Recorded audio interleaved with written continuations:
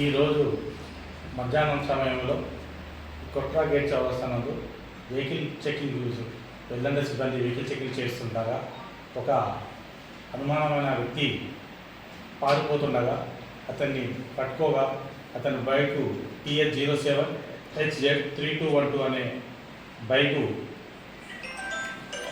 పారిపోవడానికి ప్రయత్నం చేయగా మా సిబ్బంది అతన్ని పట్టుకొని చెక్ చేయగా అతని దగ్గర కొంత బంగారం వస్తువులు కలవు.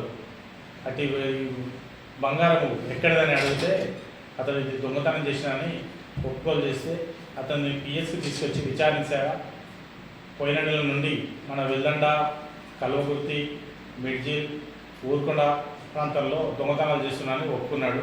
అందులో భాగంగా మొదటగా పెద్దాపూర్లోని ఒక ఇంట్లో 2.5 తులాలు, కుప్పగండిలో 7.5 తులాలు మరియు కల్వకుర్తిలో ఇంగంపల్లిలో 1/2 తులము, తర్వాత మిడ్జిల్లో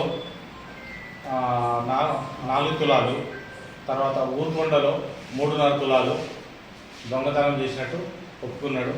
అతన్ని చేసిన దొంగతనం అంతా బంగారం అంతా రీకవరీ చేసినాము. అతన్ని రిమాండ్కు పంపడం జరుగుతుంది. శివ, అల్లం శివ అని ఇతడు పాత నేరస్తుడు.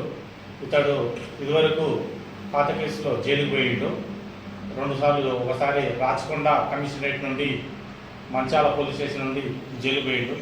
హైదరాబాద్ సిటీ పోలీస్ నుంచి అంబర్పేట్ పోలీస్ స్టేషన్ నుండి ఒకసారి జైలుకు పోయిండు.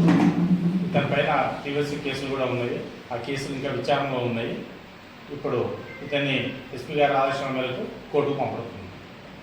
ఇందులో పార్టిసిపేట్ చేసిన సిబ్బందికి మరియు ఎస్ఐ వెల్లండకి, సిఐ విష్ణువర్ధన్ రెడ్డికి ఎస్పీ గారు అభినందనలు తెలియజేయడం జరిగింది.